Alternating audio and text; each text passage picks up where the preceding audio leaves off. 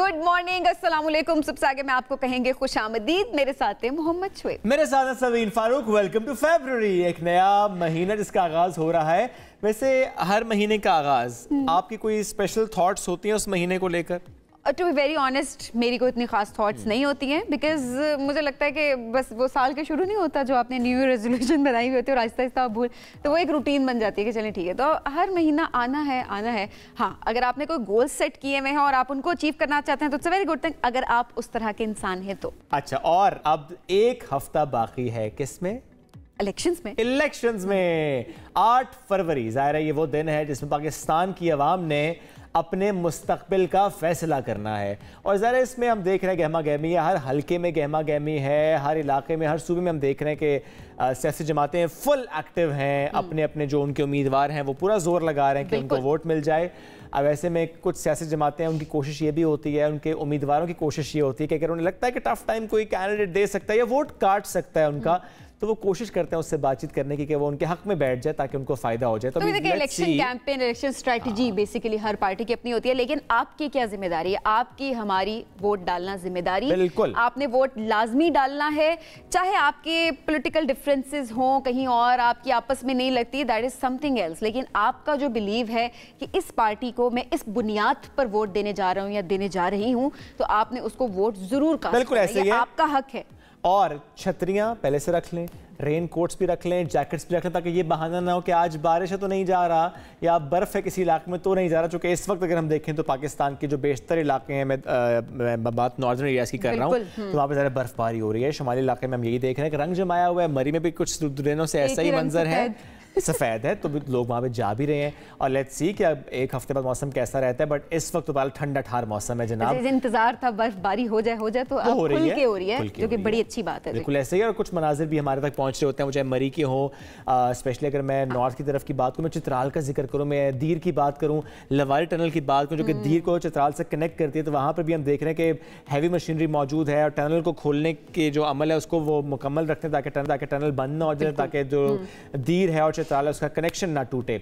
ऐसे में बहुत से मकामात ऐसे होते हैं जहाँ पर अगर बारिश हो रही है तो कहा यह जाता है कि वहाँ पर लैंड स्लाइडिंग ना हो। इस तरह हर वो इलाका जो सियाहती मकाम है वहाँ पर मशीनरी इस वक्त मौजूद है। स्पेशली मरी की बात करें, 2 साल पहले का अफसोसनाक वाक़या, तो इस बार वहाँ पर मशीनरी भी मौजूद है, एडमिनिस्ट्रेशन बहुत एक्टिव है, वो कोशिश यही कर रहे हैं कि वहाँ पर ऐसी कोई सिचुएशन ना बने, खुदा ना खास्ता कि वहाँ पर कोई भी नागहानी आफत हो, किसी भी किस्म का कोई दोबारा से ऐसी कोई अनफॉर्चुनेट सिचुएशन। बिल्कुल ऐसे ही है। और पाकिस्तान का मौसम तो हमने कुछ आपको बता दिया है। अमरीकी रियासतों का जिक्र करें तो बर्फ की दबीस तय है, वहां पर शदीद बर्फानी मौसम है, मामला जिंदगी दरहम बरहम हो चुका है। और अमरीकी रियासत अलास्का की आज हम बात करेंगे कि आप ये देखिए कि वहाँ पर सबसे ज़्यादा बर्फ़ पड़ने का रिकॉर्ड बन चुका है। अलास्का का शहर है एंकरेज और यहाँ पर 100 इंच से ज़्यादा बर्फ़ पड़ चुकी है। वजह क्या है जी?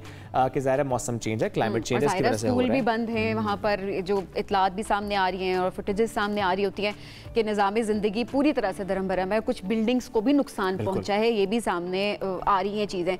बट ऑब्वियसली जब आप नॉर्मली नहीं जा सकते, पूरी ज़िंदगी का आपका निज़ाम बदल चुका है, तो ऑब्वियसली उसमें लोग कैसे बाहर निकलेंगे? वो उस लिहाज से अपनी ज़िंदगी के वही काम नॉर्मल तरीके से नहीं कर पाएंगे। बिल्कुल ऐसे ही चलेंगे। तो बात हमने कर ली मौसम की, आगे बढ़ते हैं, कुछ और खबरें हैं वो शामिल करते हैं और बात हम करते हैं चांद की। तो ज़मीन का टुकड़ा चांद जी, तो अच्छा, एक नई जो रिसर्च आई है उसने बड़ा सबको चौंका दिया है और एक नई तहकीक के मुताबिक चांद आहिस्ता आहिस्ता से सिकुड़ रहा है, जिसकी वजह से इसमें पहाड़ी जो तोदे हैं उनके गिरने की तादाद भी बढ़ी है, जिससे मुस्तकबिल के जो खलाबाज हैं उनको खतरा लाहक हो सकता है। बिल्कुल, गुज़श्ता चंद लाख साल की अगर हम बात करें तो ज़मीन का जो कुदरती से आ रहा है, यानी हम चांद की बात करें, इसकी डायमीटर की बात करें तो 100 मीटर से भी ज़्यादा कम हो चुका है डायमीटर, और इसका जो अंदरूनी हिस्सा है वो अब ठंडा होता जा रहा है। कुछ तहकीक करने वाले ये कहते हैं कि एक रूटीन का प्रोसेस, और कुछ कहते हैं कि ये अनयूजुअल है। यूनिवर्सिटी ऑफ मैरीलैंड के जो रिसर्चर्स हैं उन्होंने कहा है कि बज़ाहिर ये जो बतदरीज होने वाला अमल है, ये बिल्कुल सिकुड़ने की वजह से चांद के जो जुनूबी क़ुतब है उसके कुछ हिस्सों में सतह में नुमायाँ तब्दीलियाँ हुई हैं, और चांद के सिकुड़ने के साथ जो ज़लज़ले आए हैं चांद पे, साइंसदानों ने ये भी ख़बरदार किया है कि जो फॉल्ट लाइंस हैं उसके जो करीब के मकामात होते हैं वो मुस्तकबिल के इंसानों के लिए ख़तरात पैदा कर सकते हैं। और जो रिसर्चर्स हैं वो ये दरियाफ्त भी कर रहे हैं कि चांद का जो जनूबी हिस्सा है वहाँ पर ज़लज़ले के झटकों के नतीजे में पहाड़ी तोदे गिरने के ख़तरे से दो चार हैं वो इलाके। और साइंसदान ये कहते हैं कि ज़मीन पर आने वाले ज़लज़लों की तरह जो चांद का अंदरूनी हिस्सा है, वहाँ जो फॉल्ट लाइन्स है, उसकी वजह से आने वाले ज़लज़ले इतने ताकतवर हो सकते हैं कि उसकी सतह पर इंसान के बनाए साख्तों और आलात को नुकसान पहुँच सकता है। लेकिन जो ज़मीनी ज़लज़ले हैं उनके बरक्स जो सिर्फ चंद सेकंड तक जारी रहते हैं, चांद के जो ज़लज़ले होते हैं वो घंटों तक जारी रह सकते हैं। इसका मतलब क्या है कि ज़लज़ले मुस्तकबिल की इंसानी बस्तियों को तबाह कर सकते हैं। ज़रा ये रिसर्च होती है, हम आपसे शेयर भी करते हैं, आगे बढ़ते हैं। और आज का वैसे एक और सवाल है जो आसपास हमें नज़र आता है। वो सवाल यह है कि अगर किसी का बैंक अकाउंट नहीं है, किसी ने पैसे अपने घर पे रखे होते हैं, तिजोरियाँ भरी होती हैं या वैसे रखे होते हैं, वो कहते हैं कि हमारे ये पैसे कहीं ज़ाया तो नहीं हो जाएंगे? तो पैसे ज़ाया तो हाँ, वैसे ये बात है क्योंकि नए करेंसी नोट जो हैं वो छपने की बात हुई है, वो आने वाले हैं। स्टेट बैंक ऑफ पाकिस्तान ने, अच्छा एक वो वाली चीज़ है, लेकिन एक नई चीज़ भी वो कर रहे हैं कि सबको मौका मिले, क्योंकि हम कहते हैं हमारा पाकिस्तान और हमारी करेंसी, तो हमारे नौजवानों को टैलेंट क्यों ना सामने आए। तो अब नए नोटों के डिज़ाइन के लिए 8 मुकाबले का ऐलान किया है स्टेट बैंक ऑफ पाकिस्तान ने, और 7 मुख्तलिफ मालियत के नए करेंसी नोटों की सीरीज़ को डिज़ाइन करके उन्हें जारी करने पर काम शुरू कर दिया गया है। 10, 100, 20, 50, 100, 500, 1000, 5000 इन सब के डिज़ाइन जो हैं वो उसके मुकाबले अब होंगे, और जिसका डिज़ाइन कबूल कर लिया जाएगा वो बाद में कह सकेगा ये जो नोट है ना, ये डिज़ाइन मैंने किया था। ये बड़ी बात है वैसे, क्योंकि अभी हम देखते हैं ज़रा किसी पर कोई तारीख़ी मकाम है, किसी पर 75 के नोट की बात करें, अच्छा वो इसमें वैसे नहीं था। 75 का नोट कमेमोरेटिव नोट था शायद, वो दोबारा से डिजाइन नहीं, बिकॉज वो ऑलरेडी न्यू ही है, वो इतना पुराना भी हुआ नहीं है। तो बाकी बहुत सारे लोगों के लिए वो न्यू ही है अभी तक। हाँ, वो तो दोबारा डिजाइन नहीं हो रहा ना, वो डिजाइन दोबारा नहीं हो रहा। चलें जी, अब लेट्स सी कैसे इसमें स्टूडेंट्स पार्टिसिपेट करते हैं और अपने अपने डिजाइंस के साथ इसमें आगे आते हैं। आगे बढ़ेंगे। कभी आपने किसी नन्ही पायलट को जहाज उड़ाते देखा है? बिल्कुल, एक वीडियो सोशल मीडिया पे वायरल है और हमने देखा है। बिल्कुल जी, ऑस्ट्रेलिया की नन्ही पायलट है, उससे आगे मुलाकात कराते हैं, उसे सबको हैरान कर दिया है। 10 साला एमी स्पाइसर की अगर बात करें तो वो इतनी महारत से जहाज उड़ाती हैं कि देखने वाले दंग रह जाते हैं। एमी को फिजा की बुलंदियों में जहाज उड़ाने का शौक बहुत ही इब्तदाई उम्र से पैदा हो चुका था। मैं वही सोच रही हूँ, अभी इतने साल की है तो कितने इब्तदाई से उनको शौक हो चुका होगा। 8 साल की उम्र में उन्होंने तरबियत हासिल करना शुरू कर दी थी और अब कमाल महारत से वो जहाज उड़ाती है। नन्ही पायलट का कहना है कि उन्हें फख्र है कि वो कम आलूदगी पैदा करने वाले जो इलेक्ट्रिक जहाज है उसे उड़ाकर सनत को फरोग दे रही हैं। बिल्कुल जी, चलें जी आगे बढ़ते हैं। अब चूंकि ये हम फरवरी की बात करें, इस पर फरवरी बड़ा मुख्तलिफ है, चूँकि इस बार 29 का होगा फरवरी। अब जब ल्यूनर साल की हम बात करें तो इसका जो आगाज़ है वो बहुत से मुल्कों में बड़े मुख्तलिफ अंदाज से होता है। तो कुछ ऐसे मुल्क हैं जहाँ पर हम देखते हैं द्यू हैकल, बड़ी बड़ी लालटेन, उसके मुजस्मे जो हैं वो लग जाते हैं। तो मलेशिया आपको लेकर चलते हैं जहाँ अपने 17th किंग सुल्तान इब्राहिम को वेलकम किया है। तो वहीं अब नए कमरी साल को खुशामदीद कहने के लिए तैयारियां अरूज पर पहुंच चुकी हैं और जगह जगह हम ये देख रहे हैं कि द्यू हैकल लालटेनें सज चुकी हैं, कहीं ड्रैगन, कहीं खरगोश और दीगर रोशनियों से जो जगमगाते मुजस्मे वो नज़र आ रहे हैं। और लैंटर्न फेस्टिवल का आगाज़ हो चुका है। बाजार हो, तफरीही मकामात हो, मंदिर हो, हर जगह रोशनियों का मेला सजा हुआ है। खूबसूरत मंजर, क्या बात है। चलें जी आगे बढ़ते हैं। एक और ख़बर आपसे शेयर करेंगे। जब हम पैरालिसिस की बात करते हैं, दिमागी फालिज की बात करते हैं, तो उसमें ज़ाहिर पूरी ज़िंदगी आपकी मुतासर हो जाती है। लेकिन आज हम एक ऐसी कहानी आपसे शेयर करेंगे जिसने सिर्फ एक जुमला अपने दिमाग में बसा लिया था कि मैं हिम्मत नहीं हारूंगा। पेड्रो की बात कर रहे हैं। हिम्मत और बहादुरी की जीती जागती मिसाल हैं। और सेरेब्रल पाल्सी का शिकार पेड्रो, उनकी मदद करते हैं उनके भाई मैगुएल। तो अगर पेड्रो को भागना हो, तैरना हो, साइकिल चलानी हो, कुछ भी करना हो तो मैगुएल उनके हाथ, पाँव और रनिंग पार्टनर बन जाते हैं। आयरन मैन ट्राइथॉन के लिए मैगुएल पेड्रो को कश्ती में लोड किए आगे खुद तैरते नजर आते हैं। साइकिलिंग करनी हो तो साइकिल के पीछे व्हील चेयर जोड़े वो पेड्रो को खेल का हिस्सा बनाते हैं। और यही प्रैक्टिस दौड़ते हुए भी दोहराई जाती है, जहां वो पेड्रो की 3 व्हीलर लेकर दौड़ते हैं।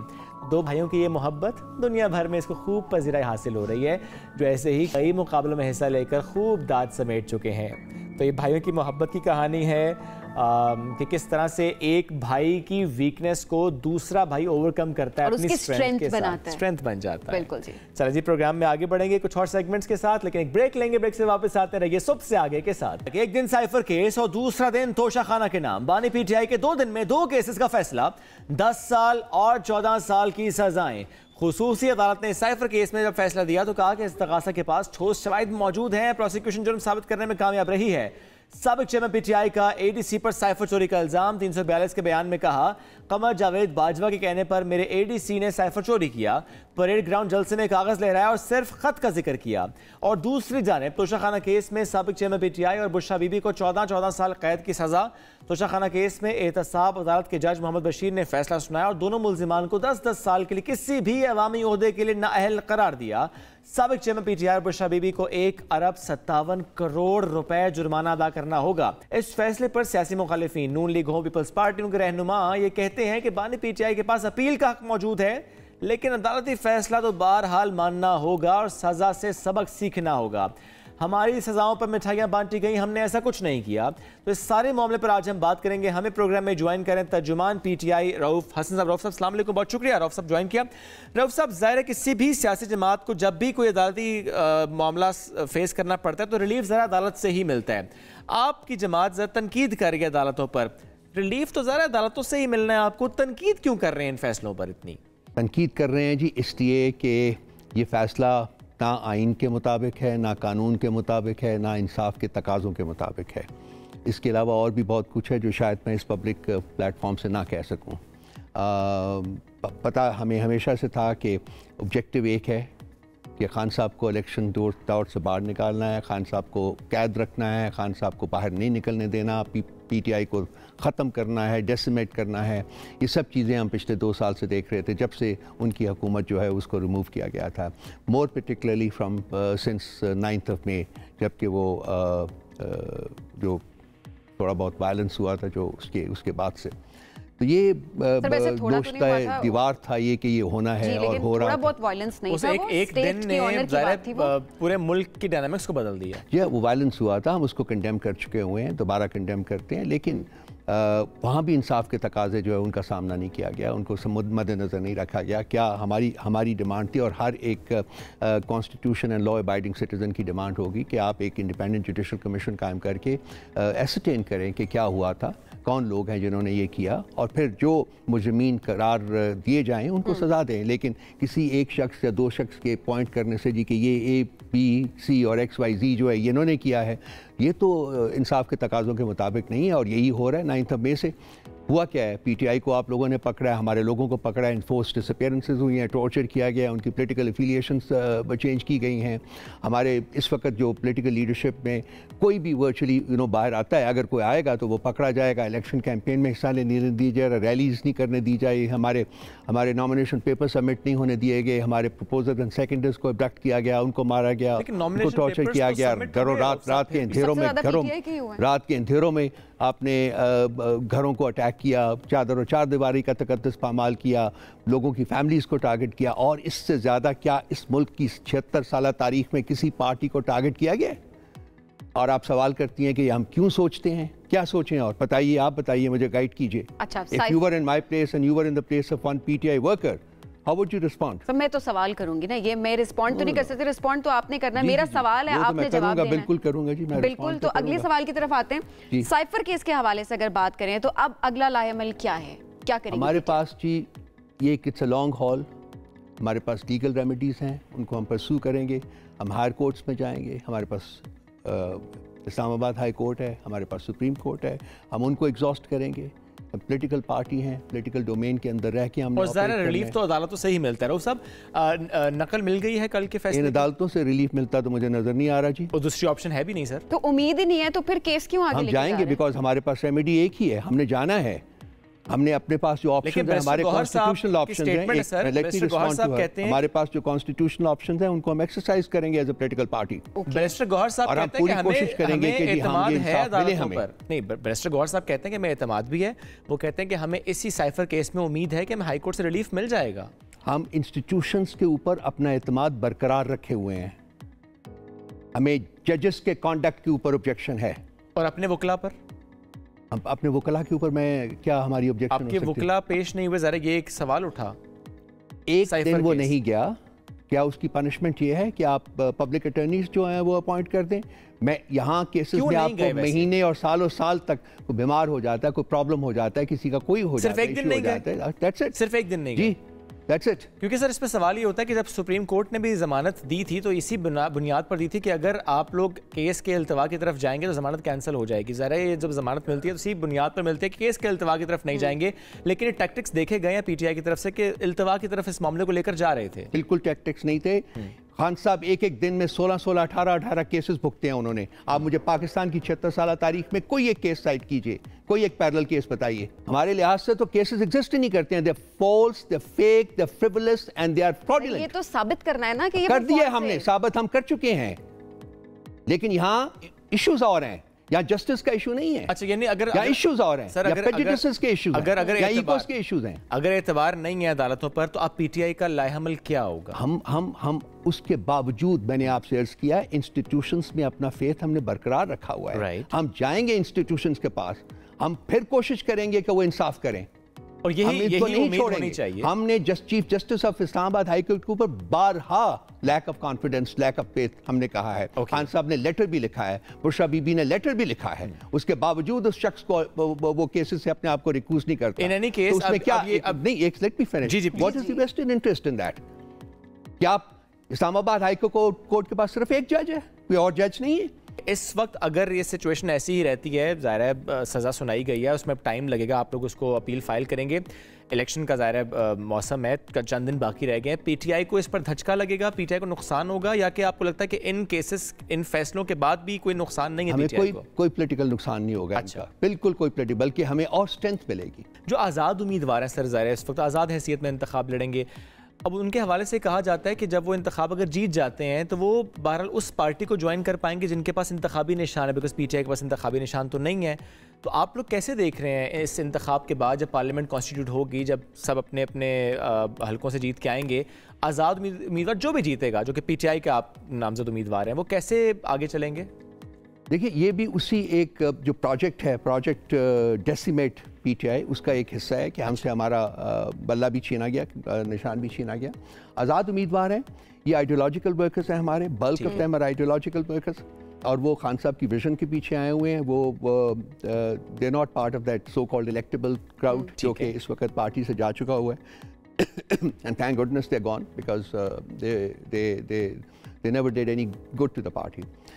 तो हमें पूरा यकीन है कि ये लोग खान साहब की आइडियोलॉजी, पीटीआई की आइडियोलॉजी और खान साहब के विजन के साथ उसकी वजह से मौजूद हैं, और ये इनको मंडियां लगा के, पीपल्स पार्टी ने जैसे कि सिंध हाउस में मंडी लगाई थी जब हमारे बंदे खरीदे गए थे, या पीएमएलएन ने पैसा दिया था, सारा कुछ किया था। मेरा नहीं ख्याल कि ये लोगों को उस किस्म की मंडियां लगा कर खरीदा जा सकता है। ये नहीं बिकेंगे? नहीं बिकेंगे। मैं इसलिए सवाल करूं चूंकि पीपल्स पार्टी की तरफ से भी कहा गया, आईपीपी की तरफ से भी कहा गया, और फिर पीएमएलएन की तरफ से भी कहा गया कि यही आज़ाद उम्मीदवार उनसे राबते में है। ये वही लोग हैं जो मंडियां लगाते रहे हैं भाई।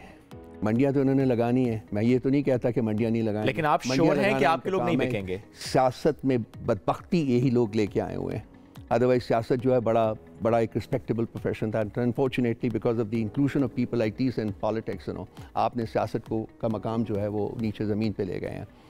आपको पता है सिंध हाउस में मंडी लगी थी, आपको पता है लोग खरीदे जाते हैं, आपको पता है सेनेट ऑफ पाकिस्तान में मेंबरशिप कैसे मिलती है, सबको पता है, इट्स एन ओपन सीक्रेट। ये आज़ाद उम्मीदवार जीत के आज़ाद हैसियत में ही रहेंगे?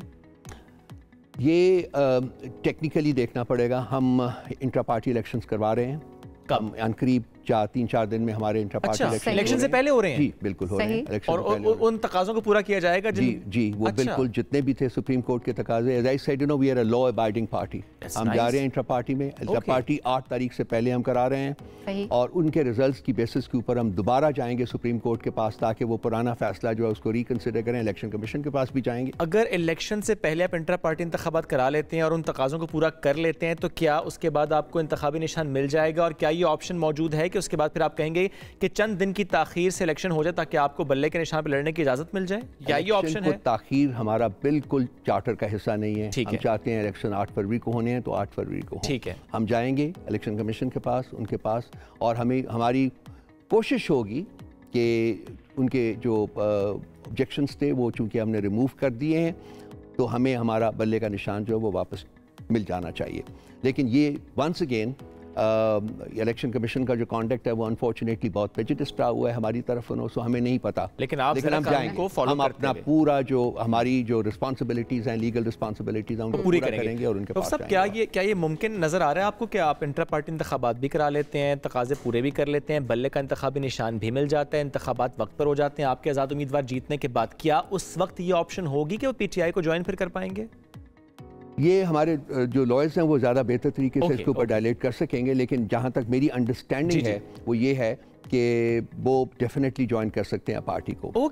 या उसके बाद हमारे पास बैकअप ऑप्शंस भी मौजूद हैं। अगर नहीं होता तो एक से बहुत ज़्यादा पार्टीज़ हैं जो कि हमें अपना प्लेटफॉर्म ऑफर कर रही हैं। मसलन तो हो सकता है, मैं नाम नहीं लेना अभी, नाम नहीं लेना क्योंकि लगता है धचके बहुत लग गए हैं पहले। हाँ, वो कुछ अब आप लोग प्लान B C D पहले से नहीं लोग भी जालिम सन कुछ सानों मरंदा शौक, तो वो हमें अब मरने का शौक नहीं है, सो हम चाह रहे हैं कि अपनी हाँ वो हमारे पास ऑप्शंस बहुत सी हैं। And you're confident enough for that? हम उसको यूज़ कर सकते हैं, we can exercise that option. अगर आप दूसरा जो जैसा कि आपने कहा है अगर वो नहीं होता तो we can use the backup option. और सर इन सारी चीज़ों पे अब सब सेम पेज पे हैं, PTI के सारे रहनुमा सब सेम पेज पे हैं। सब PTI के रहनुमा क्या हैं? सब सेम पेज पे हैं। कोई इख्तलाफ नहीं है, जिस तरह पहले खबरें सामने आ रही थी तो अब कोई इख्तलाफ नहीं। इतनी बड़ी पॉलिटिकल पार्टी जहाँ होती है, अभी भी आजकल तो 4 लोग बैठे हैं तो वो 2 मिनट के बाद एक दूसरे के बरसरे गिरबान हो जाते हैं, तो हम तो अल्फाज की हद तक कभी हो जाता है, वो कोई मसला नहीं है। That's not, it's all part of a healthy democracy with in the political party. यही खान साहब ने हमें दिया है। किसी और पॉलिटिकल पार्टी में हिम्मत नहीं होती कि बात कर सके, हम लोग उनके मुंह के ऊपर उनसे डिसएग्री करते हैं। और यही जमहूरियत का हुस्न भी है। और यही है, यही तो क्या शेर अफजल मरवत साहब से भी जो डिसएग्रीमेंट था वो सिर्फ लफ्जों की हद तक था? कोई डिसएग्रीमेंट नहीं है, अब नहीं है कोई डिसएग्रीमेंट, ना था ना है। Just a simple misunderstanding, you know, that has been removed, खत्म हो गई है, अब कुछ नहीं है। वकला ज़्यादा इस वक्त PTI के साथ हैं और वकला को टिकट्स भी ज़्यादा दिए गए हैं, क्या उससे पार्टी को फ़ायदा हुआ है या कि नुकसान होगा? वकला जो है वो हमारी पार्टी का उसी तरह से हिस्सा हैं जैसे कि वो जो कि नॉन वकला हैं, जो वकला नहीं है बेसिकली। और ILF जो है वो एक इंसाफ लॉयर्स फोरम जो है बहुत एक वाइब्रेंट किस्म का एक हमारा एक कंस्टिट्यूंट रहा हुआ है पार्टी का, और इसलिए उनको रिलेटिवली इस दफ़ा ज़्यादा अकोमोडेट किया गया है। मैं बाकी भी चैनल्स के ऊपर बैठ के ये कहा है कि this was also part of a strategic move, in the sense के मतलब इतने हमारे लोग उठ रहे थे, इतने हमारे लोग वर्चुअली जो भी बाहर निकलता था वो गिरफ्तार हो रहा था, लेकिन वकला के ऊपर हाथ डालना बहुत मुश्किल होता है रियासत के लिए, क्योंकि ये एक ऐसी कम्युनिटी है जो कि हिट बैक करती है और बड़ी स्ट्रांगली हिट बैक करती है। इसीलिए इसी वजह से उन्हीं को आगे किया है, वकला को सामने लाएं, इसलिए उनको लाएं और वो देखें कि उनके ऊपर हाथ नहीं डाला, लेकिन और नॉन वकला के ऊपर उनको रहने ही नहीं देते बाहर। So this was a well thought out strategy. और इससे फ़ायदा ज़ाहिर आपको हो रहा है? इससे हमें फ़ायदा हुआ है, काफ़ी हद तक फ़ायदा हुआ है, अभी तक तो बहुत फ़ायदा हुआ है। Okay, that's nice. और इसके साथ साथ अभी जब हम आगे बढ़ रहे हैं, ज़ाहिर है दीगर सियासी जमातों की जब बात करें, आज़ाद उम्मीदवारों के जो जिन हलकों में आपने देखा कि उनके दीगर पॉलिटिकल पार्टीज़ के साथ मुकाबले होंगे, टफ टाइम कौन देता नज़र आ रहा है इस वक्त आपके आज़ाद उम्मीदवारों? हमें कोई टफ टाइम नहीं दे सकता। हाँ, अगर उनके पास रियासत का जो अपरेटस है, जो इंस्टीट्यूशन है उनके साथ है, फिर तो वो और बात है। लेकिन आज अगर रेटिंग्स के ऊपर जाते हैं, अगर आप पॉपुलैरिटी का अगर बेंचमार्क लेते हैं, तो फिर तो we should run away with about 3/4 of the 3/4 absolutely. मुझे आई मीन आप फ्री एंड फेयर इलेक्शन करवा दीजिए, गारंटी कर दीजिए, यू सी इट योरसेल्फ के क्या होता है, नतीजा क्या निकलता है। अच्छा, एक चीज़ और, चूँकि आपने कहा कि 3-4 रोज़ में इंटर पार्टी इंतखाबात हो जाएंगे, चेयरमैन के लिए नामजद किसको किया जा रहा है? वो आप आ जाएगा, सारा पैनल आपके सामने आ जाएंगे, लोग पैनल आएंगे। और पता नहीं एक आता है, 2 आते हैं, 3 आते हैं। रऊफ हसन साहब बहुत शुक्रिया, साथ मौजूद थे, हमसे गुफ्तगू करते अहम केसेस से मुतालिक। नाज़रीन एक ब्रेक की तरफ जाएंगे, ब्रेक से वापस आते हैं, साथ रहिए। इस वक्त हमारे साथ एक जबरदस्त किस्म के ब्यूरोक्रेट मौजूद हैं, हमेशा रिवायती अंदाज से हटकर काम करते हैं। उनकी मेहनत, उनकी कारकर्दगी इसको खासा सराहा जाता है। उनका लाइफस्टाइल, उनका फैशन सेंस अक्सर सोशल मीडिया पर तवज्जो का मरकज रहता है। सब समझ गए होंगे वैसे हम किसकी बात कर रहे हैं ना, क्योंकि उनकी पिक्चर्स पे भी काफी कमेंट्स आ रहे होते हैं, वीडियोस उनकी काफी वायरल होती है, और सबसे अच्छी चीज ये होती है कि उनके काम करने के अंदाज को बहुत पसंद किया जा रहा होता है कि उस रवायती अंदाज से निकल के वो कुछ नए अंदाज से करने की कोशिश। बिल्कुल ऐसा ही है। साबिक असिस्टेंट कमिश्नर डिस्ट्रिक्ट सेंट्रल हाजिम बंगवार की हम बात कर रहे हैं कि कैसे उन्होंने हेडलाइंस बनाई। ज़ाहिर हम पिछले 1.5-2 सालों से ये देखते आ रहे हैं। वो चाहे उनका ड्रेसिंग सेंस हो, फैशन की बात करें, उनके ग्लासेस, जरा हम बड़ा उसको कहते हैं कि डिफरेंट होता है, स्टाइल होता है, उसको बड़ा पसंद कर रहे होते हैं। अब अगर उनकी बात करें तो यूके से फैशन डिजाइनिंग और मार्केटिंग के अलावा वो यूनिवर्सिटी ऑफ लंदन से कानून की तालीम भी ज़ाहिर उन्होंने हासिल की हुई है, जबकि गुलकारी का भी इनको शौक है, उनका सोलो गाना भी आया था, इंटरनेशनली वो गाते भी हैं और ज़ाहिर है इसकी तो पज़ीराई उनको मिली सो मिली। लेकिन इस वक्त उनको बुलाने का मकसद ये है कि उन्होंने कहा कि अच्छा ये सब कुछ तो मैं कर रहा हूं, लेकिन तालीम को मैं डिसकंटिन्यू नहीं कर सकता और जाना है मुझे हार्वर्ड, और हार्वर्ड यूनिवर्सिटी में अब वो मास्टर्स में एडमिशन ले चुके हैं। ज़ाहिर है ये बड़े लोगों का ख्वाब होता है कि हार्वर्ड से वो डिग्री करें, अब उनका ये ख्वाब कैसे पूरा हो रहा है इस पर आज हम बात करेंगे। इस वक्त वो प्लानिंग एंड डेवलपमेंट डिस्ट्रिक्ट के साथ हैं, तो आज हाजिम ने हमें ज्वाइन किया। हाजिम, गुड मॉर्निंग, कैसे हैं आप? Good morning, I am good, आप कैसे हैं? अल्हम्दुलिल्लाह बिल्कुल ठीक ठाक। हाजिम ये बताएं कि ये वाकई ख्वाब था हार्वर्ड से तालीम हासिल करने का? जी, ये एक्चुअली ख्वाब था, बिल्कुल ख्वाब था। तो कैसे ये सोचा कि, वरना नॉर्मली हम देखते हैं ना कि जब आप अपनी प्रोफेशनल लाइफ में आ जाते हैं तो आप कहते हैं कि बस अब इसी पे फोकस करना है, तालीम की तरफ दोबारा जाना बड़ा एक टफ डिसीजन होता है कि यार दोबारा से किताबों की तरफ दोबारा से पढ़ना बड़ा मुश्किल फैसला होता है ये। आई थिंक इस जॉब के बाद मुझे थोड़ा ज्यादा इंटरेस्ट हो गया था पढ़ने में, बिकॉज आपको आपकी फील्ड में आप एक चीज नहीं होती है, हजारों नई नई चीजें आती हैं एंड आपको वक्त के साथ उसके लिए तैयार होना चाहिए, नई नई रिसर्च के साथ, नई नई एकेडमिक के साथ अपडेट होना चाहिए। तो अगर मैं फॉर मी पर्सनली अगर मैं एक ही जगह पे रुक जाऊं, बोल बस मेरी पढ़ाई खत्म हो गई है, पर्सनली वो मुझे सूट नहीं किया। तो मैंने कहा क्यों नहीं अपने आप को और तालीम दो और बेहतर पढ़ो और समझो कि आप उसका रिजल्ट भी बेहतर ला सकते हैं अपने काम में। अच्छा आज़िम, ये वैसे बड़ी ज़बरदस्त सोच है कि आप पहले पढ़ना चाहते हैं, सीखना चाहते हैं और उसके बाद आप कंट्रीब्यूट करना चाहते हैं ताकि आप जस्टिस कर सके जो भी पोजीशन, जो भी पोस्ट आपके पास है। तो अभी पढ़ाई के साथ जॉब जारी रखने का इरादा है या बस अभी सिर्फ पढ़ाई को ही टाइम देना है? नहीं, जॉब तो बिल्कुल साथ साथ ही चल रही है। इसलिए मैं एक्चुअली ये किसी को पता नहीं है, मुझे एक्चुअली 2 अप्रूवल मिले थे। एक मुझे मिला था हार्वर्ड यूनिवर्सिटी लॉ के डिपार्टमेंट से LLM के लिए, और एक मिला था हार्वर्ड यूनिवर्सिटी के मास्टर्स के लिए for administrative post, okay, public administration के मास्टर्स के लिए। तो ये मुझे 2 ऑफर मिली थी। तो जो मैंने तफसीर शेयर की थी वो लॉ की थी, पर ओरिजिनल में सच में मैंने जब डिसाइड किया अब मैं मास्टर्स करने जा रहा हूँ पब्लिक एडमिनिस्ट्रेटिव में, क्योंकि वो मेरी फील्ड भी है। यस, और ये और क्योंकि टाइम डिफरेंस भी। हाजिम कि आप इन कैंपस तो नहीं करेंगे, तो ऑनलाइन आप करेंगे ना? नहीं, बिल्कुल, क्योंकि जो मेरी मास्टर्स लॉ में थी वो मुझे ऑन कैंपस करनी पड़ रही थी और वो मैं करना नहीं चाह रहा था, क्योंकि मैं अपनी जॉब नहीं छोड़ना चाह रहा था। और ऑब्वियसली मैं करना चाह रहा हूँ पब्लिक एडमिनिस्ट्रेशन, तो मैं पब्लिक को ही छोड़ूं जिसके लिए कर रहा हूँ उसी को छोड़ के चला जाऊँ, तो बात माना मुझे सूट नहीं कर रही थी। तो ये मेरे लिए ईजी हो गया, ऑनलाइन भी कर सकता हूँ, मैं जॉब को भी टाइम दे सकता हूँ, और इसमें मैं ऑब्वियसली पब्लिक एडमिनिस्ट्रेशन में मास्टर्स करके ये इन्फॉर्मेशन मैं अप्लाई कर सकता हूँ अपनी पब्लिक के लिए। जबरदस्त। चलें, ये तो होगी पढ़ाई के बाद। अब जाहिर है पढ़ाई भी है, जॉब भी है, अब इतने बिजी हो गए, अब इस वजह से फैशन को कैसे टाइम देंगे? फैशन साथ साथ है, फैशन को टाइम देने की जरूरत नहीं होती, वो साथ साथ होता है हर चीज में, हर चीज में साथ साथ होता है। ये बात दुरुस्त है।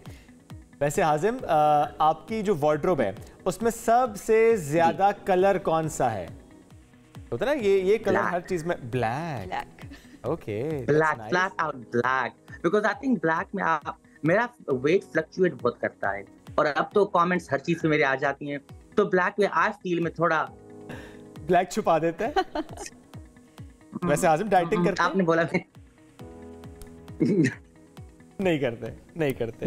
टाइम कहाँ मिलता है मुझे। तो आज़िम अभी वैसे रूटीन क्या है प्लानिंग एंड डेवलपमेंट डिवीजन की जब हम बात करते हैं, इसमें काम की नौयत कैसी होती है, और साथ ही बताएगा कि एज एन असिस्टेंट कमिश्नर काम ज्यादा टफ था या कि प्लानिंग एंड डेवलपमेंट डिवीजन के साथ?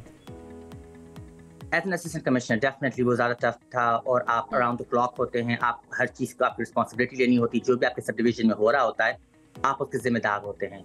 और मैं थोड़ा हैंड्स ऑन हूँ, मेरे सब डिवीजन में एक चीज़ भी थोड़ी उल्टी हो जाए मैं नहीं बैठ सकता, मुझे खुद चेक करनी, खुद रिजॉल्व करना है। प्लानिंग और डेवलपमेंट में सेंट्रल में इतना हाई स्कोप नहीं है, क्योंकि आप ज्यादा करके ओवरव्यू करते हैं, आप मॉनिटर करते हैं जो प्रोजेक्ट्स चल रहे हैं, जो इनिशिएट हुए हैं, जो स्टार्ट हुए, आप उनको बस ओवरव्यू करते हैं, उतना हैंड्स ऑन नहीं है।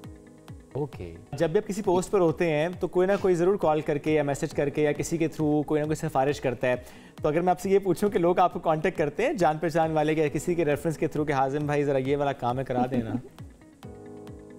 हाँ जी, बिल्कुल करते हैं। और ये मैंने जो सीनियर से सीखा, अपने सीनियर से भी, to be very honest, I am very grateful कि अगर जायज़ काम है तो बिल्कुल। और अगर रेफरेंस नहीं भी हो, अगर मुझे कोई नहीं भी जानता है, मेरा ऑफिस खुला होता है दरवाजा, कोई भी आ जाए कि सर ये काम है, कोई मसला नहीं, अगर जायज़ है तो हर किसी के लिए जरूर करते हैं। उसी के लिए नहीं कि अगर उसी के लिए सिर्फ नहीं कि अगर कोई जानने वाला है या फैमिली मेंबर है या सबके लिए होता है। मेरी रूल सबके लिए सेम होता है, कभी फर्क नहीं होता है। क्या बात है। वैसे आज़िम क्या पॉलिटिकल कोई एफिलिएशन भी है, पॉलिटिक्स में आने का कोई इरादा भी है आगे? नहीं, कोई पॉलिटिक्स मैंने करा नहीं। आई थिंक पॉलिटिक्स ना मैंने कभी पढ़ी है। I am not well versed in it. उन्होंने कौन सी पढ़ी है? आई डोंट नो, मैं अपनी बात कर सकता हूँ। पर्सनली आप किसी चीज में जाओ तो आप वेल वर्स्ड होना चाहिए, आपको पता होना चाहिए इन एंड आउट क्या है, आपको इंटरेस्ट होना चाहिए। जो चीज मैंने कभी ना पढ़ी है ना मुझे पता है, उसमें जाके मैं अपना भी टाइम ज़ाया कर रहा हूँगा और पब्लिक का भी। ठीक है, कोई इरादा नहीं रख रहे। तो अब अच्छा, अब ऐसे में हाँ, अब ऐसे में ज़ाहिर है सिंगर भी हैं आप। मैं तो सोच रही हूँ अच्छा शेफ भी हैं, अच्छा ये भी हैं, अच्छा वो भी, और साथ में ज़ाहिर है सिंगर भी हैं। शेफ नहीं हूँ, कुक हूँ, पका लेता हूँ, शेफ नहीं हूँ। ठीक है जी, कुक है आप, मतलब सारे काम थोड़े थोड़े कर ही लेते हैं ना। तो अब गाने की तरफ कितना रुझान है? ये आप, हम हमेशा कोई ना कोई सीक्रेट निकाल लेता है मुझसे। इट्स ऑब्वियसली हम में बस ये टेक्निक पता नहीं कैसे सीक्रेट्स निकाल लेते हैं। पर हाँ, क्योंकि ऑब्वियसली मेरी जो इनिशियल इनकम है वो मेरी म्यूजिक के थ्रू आती है। जो मेरी इनिशियल इनकम है तो म्यूजिक के थ्रू आती है। तो ऑब्वियसली मैं कॉन्ट्रैक्ट पे भी हूँ जिससे मेरे एल्बम्स हैं, और इस साल एल्बम रिलीज होने का डेट अनाउंस होने वाली है जल्दी। अच्छा, नया एल्बम आ रहा है, कितने ट्रैक्स हैं? जी उसमें है अभी जो कंफर्म है 12 हैं। 12 ट्रैक्स हैं।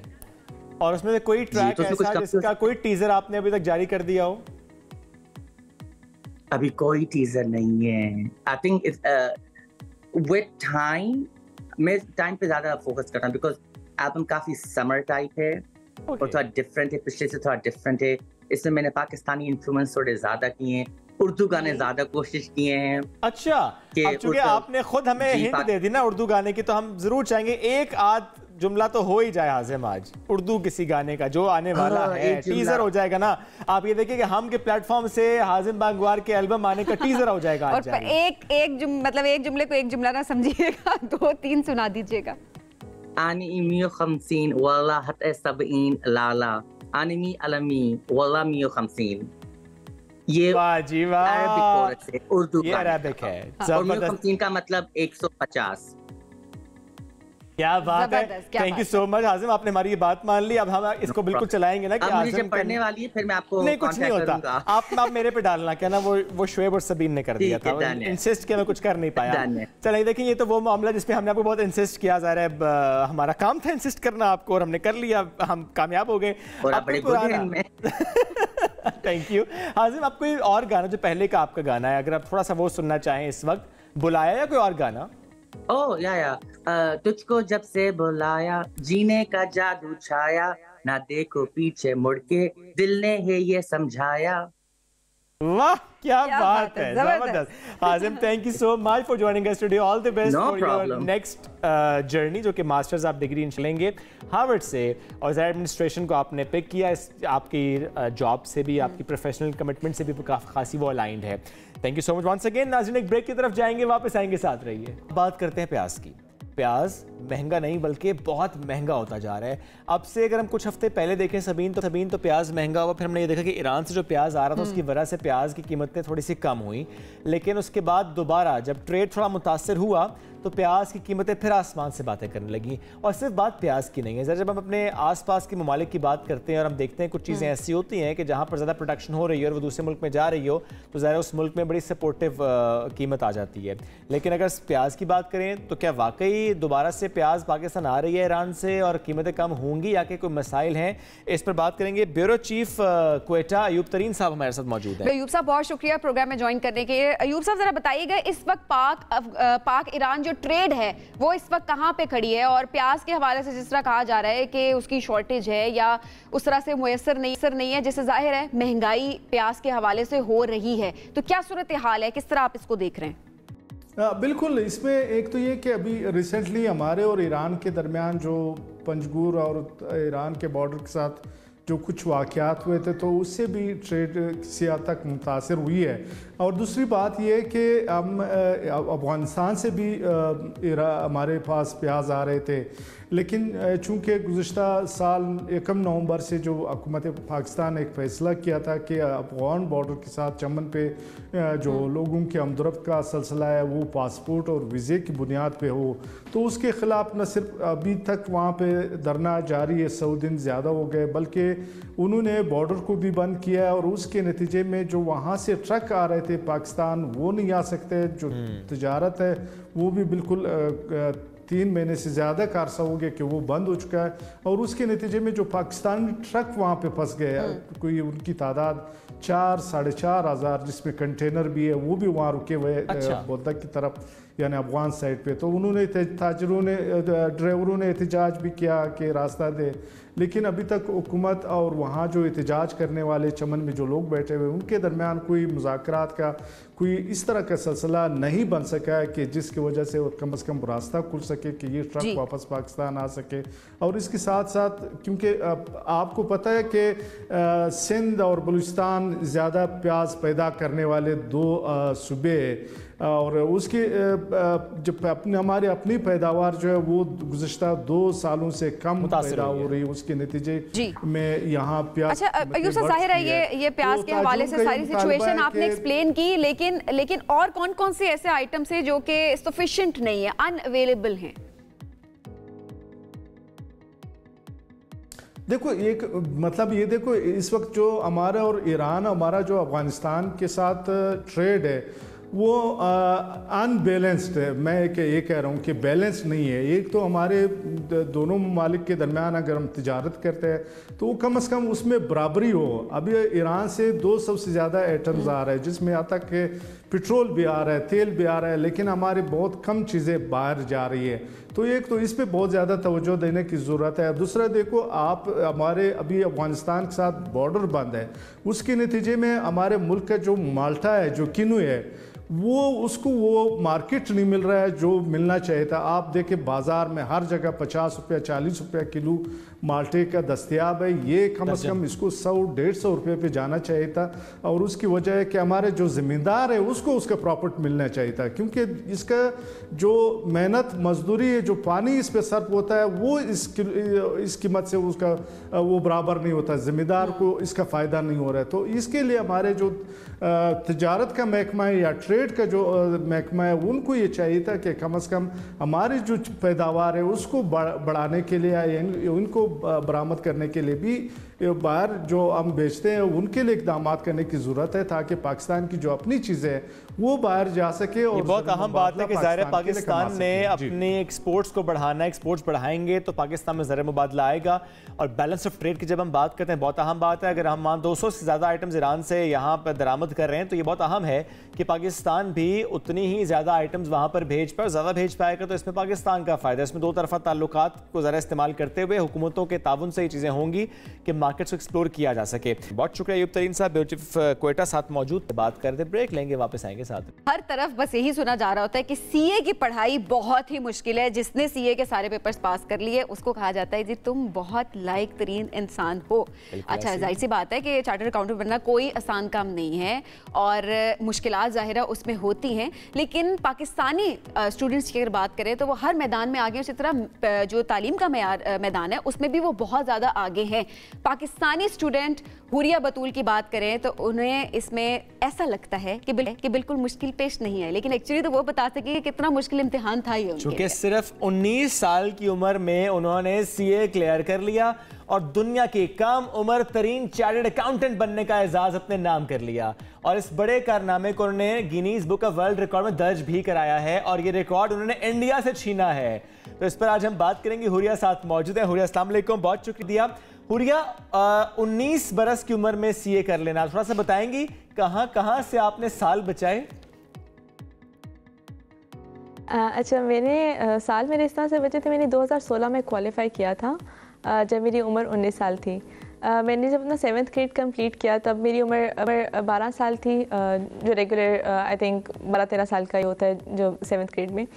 तो उसके बाद मैंने अपने 7th ग्रेड करते साथ ही मैंने अपने ओ लेवल्स में अपीयर हो गई थी इन द नेक्स्ट अटैम्प्ट। तो मेरी उम्र 13 साल थी जब मैंने अपने ओ लेवल्स के एग्ज़ाम्स दिए, एज़ कम्पेयर टू जब 16-17 साल का बच्चा होता है जो ओ लेवल्स कर रहा होता है। और उसी से नेक्स्ट अटैम्प्ट में मैंने अपने ए लेवल्स में अपीयर हो गई when I was 14 years old. तो 14 साल की उम्र में मैंने अपने सीए स्टार्ट कर दिया था और इट वाज 2012 जब मेरी पहली अटैम्प्ट थी और 2016 में मेरी आखिरी अटैम्प्ट थी जब मैंने क्वालिफाई किया।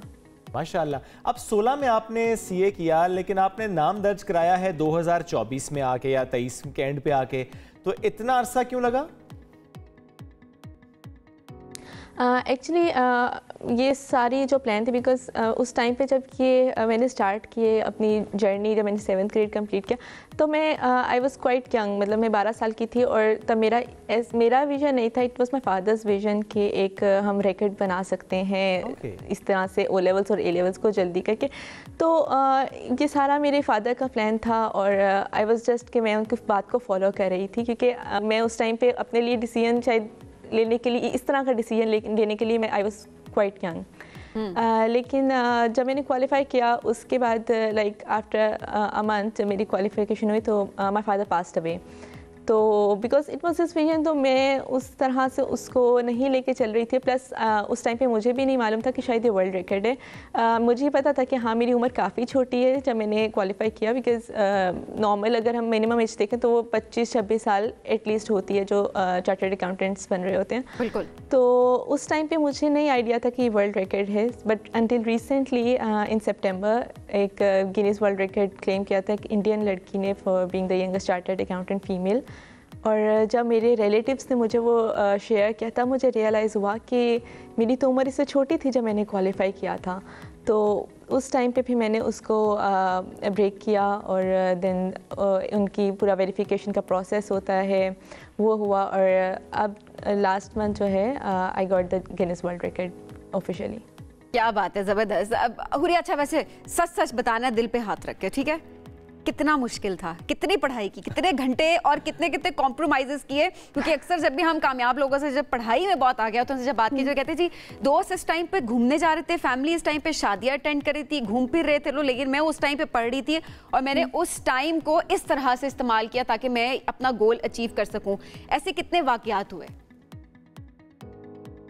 ऑनेस्टली काफ़ी इस तरह की सिचुएशंस आती थी। आपकी सोशल लाइफ होती है, अफेक्ट होती है, आपकी पर्सनल लाइफ अफेक्ट हो रही होती है, स्पेशली जब मैं अपने ओ लेवल्स और ए लेवल्स कर रही थी, क्योंकि मेरा मेच्योरिटी लेवल उस तरह से ज़्यादा नहीं था as compared to the other students. तो मुझे ज़्यादा पढ़ना पड़ता था ताकि मैं उनकी लेवल पे आके सोच सकूं। तो तब मैं काफ़ी पढ़ती थी, बिकॉज़ मैंने सेल्फ़ स्टडी प्राइवेटली किया था, तो मैं सेल्फ़ स्टडी करती थी सारे सब्जेक्ट्स। तो मैं इंटरनेट से मैं कभी हेल्प ले रही हूँ, कभी मैं यूट्यूब से वीडियोस देख रही हूँ, कभी मैं फोरम्स के ऊपर देख रही हूँ। तो मेरा काफ़ी टाइम मैं उधर स्पेंड करती थी ताकि मैं अपना जो इंटेलेक्चुअल लेवल है वो उनके जो मुझसे 4-5 साल बड़े हैं उम्र में, उनके लेवल तक आ सकूँ। लेकिन जब मैंने सीए स्टार्ट किया, बिकॉज़ मेरे ओ लेवल्स और ए लेवल्स में मैंने अपनी बेस काफ़ी स्ट्रॉन्ग कर ली थी, तो जब मैंने सीए स्टार्ट किया I started going to the college. उसमें आके जिस तरह से हमने एक रखा हुआ कि बिल्कुल ही आपकी सोशल लाइफ ख़त्म हो जाती है, तो ऐसा नहीं है। आई हैड फ्रेंड्स देयर, हम we used to hang out, काफ़ी अच्छी थी। लेकिन ऑब्वियसली आपको टू बी सक्सेसफुल आपको कुछ कॉम्प्रोमाइज़ करने पड़ते हैं, तो काफ़ी पढ़ना तो पड़ता है। और ये बड़ा ज़रूरी होता है कि आपके इर्द उस टाइम पे आपके दोस्त हैं या आपके फैमिली और लाइक माइंडेड लोगों का पास होना बड़ा ज़रूरी है ताकि वो अंडरस्टैंड भी कर सक रहे हों और आपको सपोर्ट भी कर रहे हों। अच्छा, वैसे हुरिया एक चीज़ और, 7th क्लास तक ही आप स्कूल गई ऐसे ही, या उसके बाद स्कूल नहीं गई? जी नहीं, उसके बाद मैं स्कूल नहीं गई थी।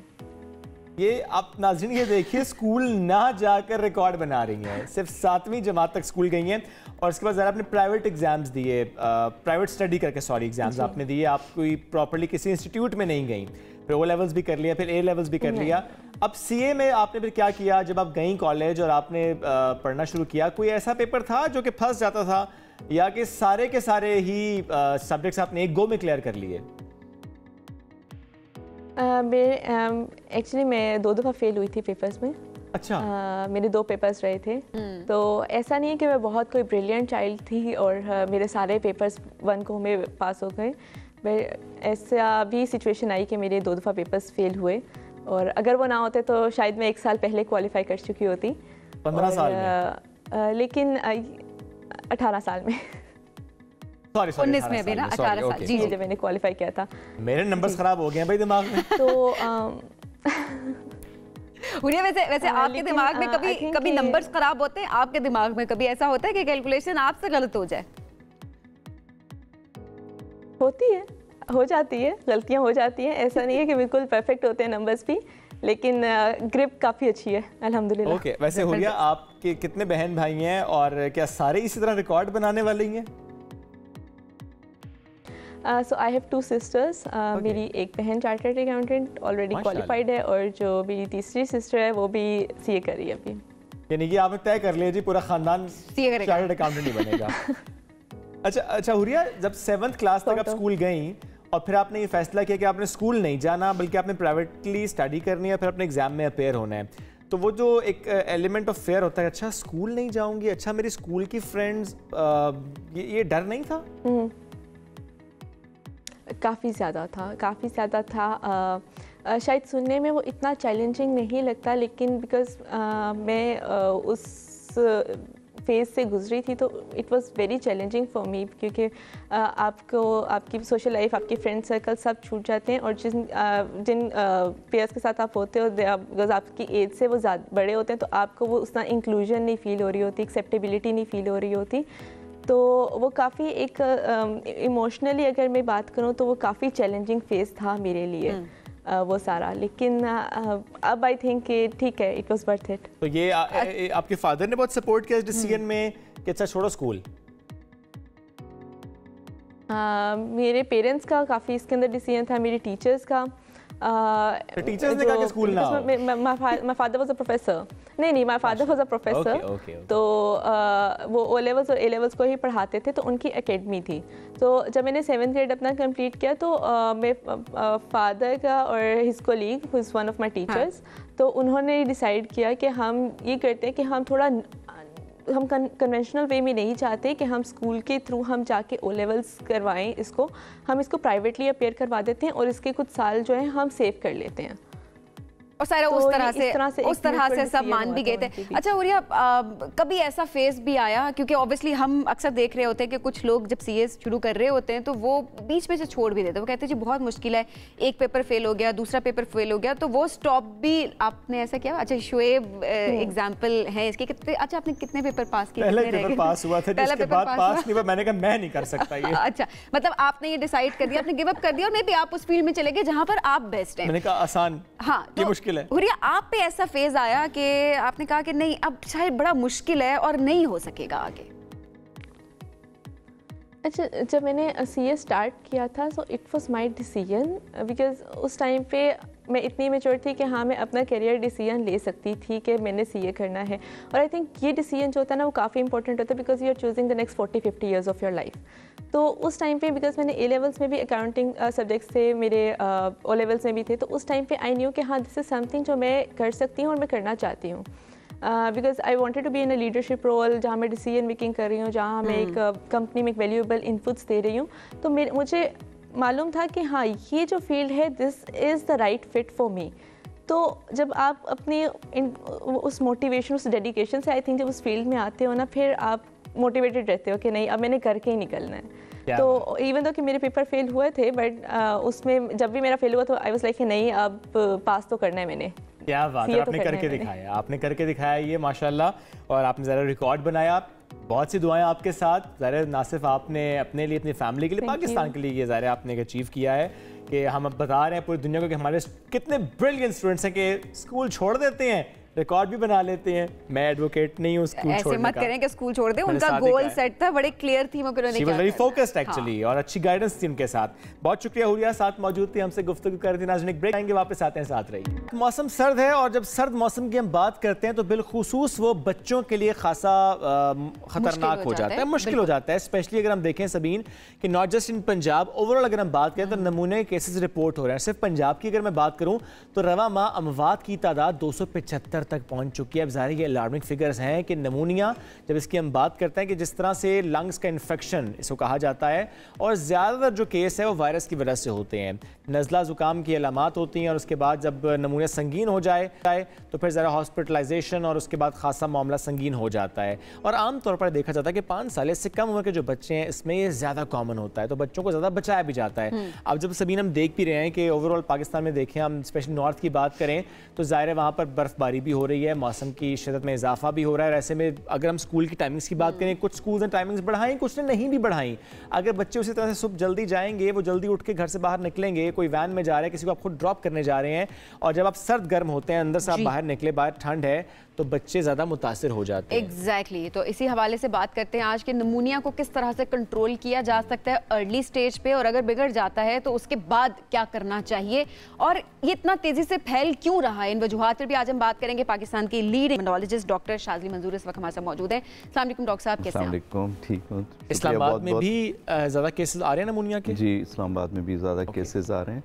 असल में ये जो मौसम है इसमें ये वायरस ज़्यादा आते हैं। हर तरह के वायरस होते हैं जो बच्चों में या बूढ़ों में ख़ास तौर पे उनको अफेक्ट करते हैं। और बच्चे चूँकि जिस तरह आपने कहा ना कि स्कूलों में जाते हैं, वैन में जाते हैं, या एक क्लास में बैठे होते हैं, या घर के अंदर जब आ जाते हैं, एक क्लोज एनवायरनमेंट होती है एक से दूसरे और हाँ, तो उसमें ये होता है कि ज़्यादा इंडोर एक्टिविटीज़ ज़्यादा हो जाती है। तो ये वायरस का मीडियम है वो ज़्यादा इसमें तेज़ी से ग्रो करता है, फिर कंटेजियस होता है, लोग साथ बैठे होते हैं तो वो एक से दूसरे को लगता है, क्लास में लगता है, फिर वो घर जाते हैं, फिर वो लगाते हैं। नमूनिया का कोई वायरस स्पेसिफिक होता है? जी देखिए, वायरस जो नमूनिया का होता है बेसिकली वो बैक्टीरिया करता है, वायरल भी करता है, लेकिन वायरस की जो कॉम्प्लिकेशन है वो बैक्टीरियल नमूनिया ख़तरनाक हो जाता है। तो वायरस की जो अलामात में होता है वो थोड़ी देर रहेगा, जिसमें इन्फ्लुएंजा वायरस है, कोविड का है, कोरोना वायरस हम उसको कहते हैं, या RSV बच्चों में ज़्यादा पाया जाता है। इन्फ्लुएंजा, RSV और कोविड जो था वो इस टाइम ज़्यादा था, और जो हम देख रहे थे नवंबर, दिसंबर, जनवरी में, उसकी एक रीज़न तो ये थी कि सर्दी बहुत पड़ गई, जैसा मैंने कहा, इंडोर है, फिर लोगों की एक्टिविटीज़ हैं, लोग छुट्टियों पे बच्चों को हो जाता है, फिर ट्रैवलिंग है, शादियां हैं, मतलब गेट टुगेदर्स हैं, लोग ट्रैवल करके आ रहे हैं, तो उसमें ये बच्चे अफेक्ट हो जाते हैं। फिर बच्चों की इम्यूनिटी एज सच कम होती है, बूढ़ों की कम होती है। कुछ बच्चे पैदाइशी तौर पे अगर प्री मैच्योर हुए हों तो उनकी लंग की कैपेसिटी अच्छी नहीं होती। फिर इस मौसम में एक और जो हमारे साथ चीज़ ख़राब हो जाती है वो स्मॉग आ जाती है। पूरे पंजाब में आप देखें, ख़ास तौर पे ये इलाका है, तो आपने देखा होगा, शहरों की बात करें तो वो भी अब इस्लामाबाद में भी, जिसको हम देखें ना एयर क्वालिटी इंडेक्स कहते हैं, कि the higher the air quality index the higher the pollution. इसी तरह हम वो एक पार्टिकुलेट मैटर हम उसे कहते हैं कि वो 2.5 से ज़्यादा हो तो एयर, तो एयर स्मॉग भी एक मैटर ज़रूर है। पोल्यूशन की जो पार्टिकल्स हैं वो ज़्यादा होते हैं, तो ये फिर अफेक्ट करते हैं। ऊपर स्मॉग हो जाती है, आपको सही लाइट नहीं आती, एयर नहीं आती, बच्चे थोड़े से नॉर्मली ज़्यादा ब्रीथ करते हैं। हम अगर 18 से 16 जो है ना टाइम्स ब्रीथ करेंगे मिनट, बच्चे थोड़ा तेज़ करते हैं, तो वो ज़्यादा एयर लेते हैं, जरासीम ज़्यादा ले जाते हैं। इसके अलावा प्री मैच्योर हैं, अगर इम्यूनो कम्प्रोमाइज़ हैं, इम्यून सिस्टम अच्छा नहीं है, बचपन को ब्रेस्ट फीडिंग नहीं की गई। इसके अलावा ये है कि उनको वैक्सीनेशन नहीं हुई बच्चों में ना, जो EPI आप कहते हैं, एक्सटेंडेड प्रोग्राम ऑफ इम्यूनाइजेशन है, तो गवर्नमेंट की तरफ से होती है, तो वो नहीं होती, सूबों की तरफ से होती है। लोग नहीं जाते, अवॉइड करते हैं। हम देखा है उसके बारे में TV पे, अखबारों में, कि जा के घरों पे करते हैं, लोग नहीं करते कि जिससे कोई उनका साइड इफेक्ट ना हो जाए। हाँ, तो ये सारी एक पूरा इसका एक इम्पैक्ट हो जाता है, और ख़ास तौर पे बच्चे छोटे होते हैं वो इससे ज़्यादा इफेक्ट हो जाते हैं, उसका इम्पैक्ट जाता है। तो डॉक्टर साहब, अर्ली सिम्टम्स कौन से होते हैं, ज़रा ये भी बताइएगा, जिसको कंट्रोल कर दें तो फिर बिगड़ नहीं सकता। अर्ली सिम्टम्स तो इसमें ये होगा कि माइल्ड सा बुखार होगा, नज़ला ज़ुकाम होगा बच्चे का, और 2-3 दिन में वो ठीक हो जाता है। लेकिन उनकी ब्रीदिंग अगर ज़्यादा होने लग जाए, बुखार तेज़ होने लग जाए, सांस तेज़ी से लेने लग जाए, तो फिर आपको डॉक्टर के पास ले जाना पड़ता है, क्योंकि ये क्या करता है कि नमोनिया बेसिकली लंग की इन्फेक्शन है, और लंग को ये डैमेज कर देता है। दैट डैमेज इज परमानेंट, और वो डैमेज इतना ज़्यादा हो जाता है कि वो आपके कंट्रोल से बाहर हो जाता है। फिर आप एंटीबायोटिक देंगे, अस्पताल जाएंगे, ऑक्सीजन लगाएंगे, वेंटिलेटर पे बच्चा चला जाएगा, और उसके पास इतनी कैपेसिटी नहीं होती, मतलब उसका कमज़ोर होता है बच्चा, तो वो उसको सस्टेन नहीं कर सकेगा, तो बैक्टीरिया उसको अपने साथ ले जाता है। और यही जो अभी आप पंजाब में और पढ़ रहे थे, ये एक वेव फैली है, तो ये उसी की एक वजह ये है।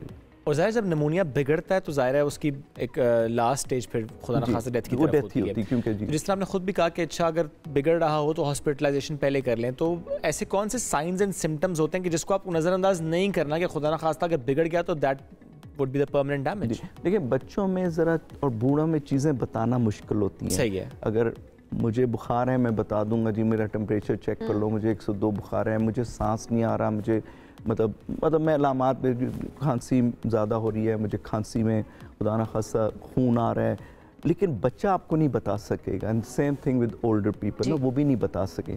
तो कुछ चीज़ें हैं जैसे मैंने आपको कहा कि पहले 2-3 दिन तो उनको कोल्ड लाइक सिम्टम्स होंगे, नज़ला ज़ुकाम होगा, छींकें आएंगी, बुखार हल्का होगा। अगर वो 2-3 दिन में नहीं सबसाइड कर रहा, उनका ब्रीदिंग पैटर्न तेज़ हो रहा है, बुखार तेज़ हो रहा है, और सबसे इम्पॉर्टेंट बात है कि बच्चा लिस्टलेस हो जाता है, जैसे हम इंग्लिश में कहते हैं ना कि वो हरकत नहीं करेगा, वो गनूदगी में रहेगा, और उस बच्चा बहुत एक्टिव होता है। मैं मिसाल ये देता हूँ कि अगर हमें खुदा न खास्ता बुखार हो जाए 102 तो हम तो यहाँ बिस्तरे पे लेट जाएंगे। बच्चा स्कूल गोइंग का अगर बुखार हो तो वो फिर भी खेलता रहेगा। तो ये डिसेप्टिव हो जाता है, ये डिसीव कर देता है आपको, और आप इसको पहचान नहीं सकते। बच्चा तो एक्टिव है, उसको बच्चा तो एक्टिव है, अब उसको तो सांस भी खराब है, वो तो नहीं आके बताएगा। मतलब हमारे क्लिनिक में बच्चे आते हैं इनको अस्थमा है, जो भी है, नहीं बताते जब तक उनकी माँ नहीं कुछ चीज़ नोट करती। तो उसमें यही है कि अगर बुखार नहीं जा रहा, बुखार तेज़ हो रहा है, बच्चा थोड़ा गनूदगी में जा रहा है, लिस्टलेस है, खेल नहीं रहा, एक्टिव नहीं है, सांस उसका तेज़ तेज़ ले रहा है, खाना पीना उसने कम कर दिया है, ठीक है ना, दूध लेना, खाना लेना, जो भी उसकी है, तो ये सारे साइंस हैं जो आपको लेके उसको फ़ौरन अस्पताल में जाएं जी, क्योंकि टाइम जो है वो बहुत इंपॉर्टेंट है। ज़ाहिर बात है जब अस्पताल बच्चा पहुंचेगा या कोई भी तो मेडिकेशन, अगर आप मेडिकेशन देते हैं तो एक डोज से तो काम नहीं चलेगा ना, उसको आप रखेंगे, हाँ 24 to 72 आवर्स लगते हैं उन दवाइयों को काम करने में। तो जितना आप डिले आएंगे उसका इफेक्ट डिले होगा, तो आप फ़ौरन लेके जाएं। तो यही आपकी तरफ से जो इलेक्ट्रॉनिक मीडिया है, आपका प्रिंट मीडिया है, जो आप लोग हैं, कि ये हमें बताना चाहिए माओं को, घर में जो लोग हैं जो बच्चों का ख्याल रखते हैं, कि अगर बच्चा स्कूल से आ रहा है या बच्चा घर में है तो उसके ये साइंस हैं वो देखें। तो बच्चा अगर ठीक नहीं, टोटके शुरू कर देंगे, दवाइयाँ देनी खुद से, उसमें वो उसका इफेक्ट मास्क हो जाता है। ठीक है ना। अब आप किसी को पेट में दर्द है, उसको अपेंडिक्स की दर्द हो रही है, अगर आप उसको दर्द की दवाई दे देंगे, आप डॉक्टर के पास इमरजेंसी मिल जाएंगे, वो कहेगा अब वो दर्द गायब हो गई है। अब वो कैसे उसको असेस करेगा कि इसको अपेंडिक्स है? द सेम थिंग ये हमारे यहाँ भी होता है, एक बाजार से एंटीबायोटिक भी लेके शुरू हो जाती है, ब्रूफन दे दी, ये दे दी, वो चीज़ें दवाइयाँ देते रहते हैं, बस कहते हैं ठीक हो गया। यहाँ पैरासिटामोल दे दी तो जी ठीक हो जाएगा। फिर घर के हैं, बुजुर्ग हैं, वो अपने टोटके जी अस्पताल ना लेके जाना, अस्पताल लेके जाओगे तो ये हो जाएगा, डॉक्टर के पास ना लेके जाओ। और फिर जो सबसे ज़्यादा जो मैं क्लिनिक में विटनेस करता हूँ कि लोग डॉक्टर के पास जाना अवॉइड करते हैं, लोग अस्पतालों में, और सबसे ज़्यादा दवाई लेने में उनको एतराज़ होता है। अब दवाई आपकी ज़िंदगी बचाती है, डॉक्टर आपकी ज़िंदगी बचाता है, वो उसको कहते हैं कि इसके साइड इफ़ेक्ट ना हो जाएं।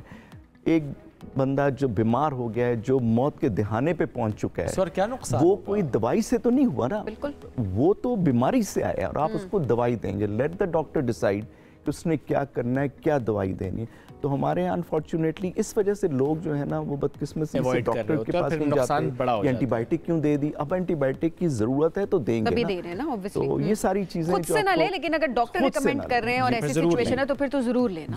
डॉक्टर साहब इसमें दो चीज़ें और भी, एक जब सुबह के वक्त ठंड ज़्यादा होती है जब बच्चे घरों से निकलते हैं स्कूल के लिए, और दूसरे वो जो कि इंतज़ार कर रहे होते हैं कि स्नोफॉल होगी, हम जाएंगे ज़रा मरी, नथिया गली, इधर उधर, तो जब ठंड वाले इलाकों में स्पेशली 1-2 दिन के लिए जाते हैं, क्या वाकई ऐसा होता है कि वो एक दिन जाने से ठंड लगने से ज़्यादा बीमार होकर नमूनिया की तरफ मामला जाए? देखिए जब आप जाएंगे ना, आप एक्सर्ट करेंगे अपने आप को। अभी आपने बड़ी अच्छी बात की, हमारे ये बुजुर्ग बताते थे, ये गर्म सरद का कॉन्सेप्ट है कि आप गर्म कमरे से ठंडे में चले गए या ठंडे से, ये बॉडी टेम्परेचर में जब डिफरेंस आता है ना इतना, तो ये बैक्टीरिया वायरस तो आपके इर्द गिर्द हैं, ये अटैक कर देते हैं। ठीक है, फिर आप इनक्लोज हैं, आप गाड़ियों में जा रहे हैं, बाहर बर्फ है, आपको से अपने कपड़े नहीं पहने, सबसे पहले वो यहाँ अटैक करेगा। इसलिए मास्क की ज़रूरत है। इसलिए जब आप क्राउडेड एरिया में, आप वही पुराना कोरोना कह के हैंड वॉशिंग करें, कोई बीमार है जिसको घर में स्नीजिंग है, किसी को नज़ला ज़ुकाम है, इसको दूर कर दें बुज़ुर्गों से या छोटे बच्चों से। अगर माँ भी बीमार है तो वो भी अपने आप को बच्चे से अलहदा कर ले।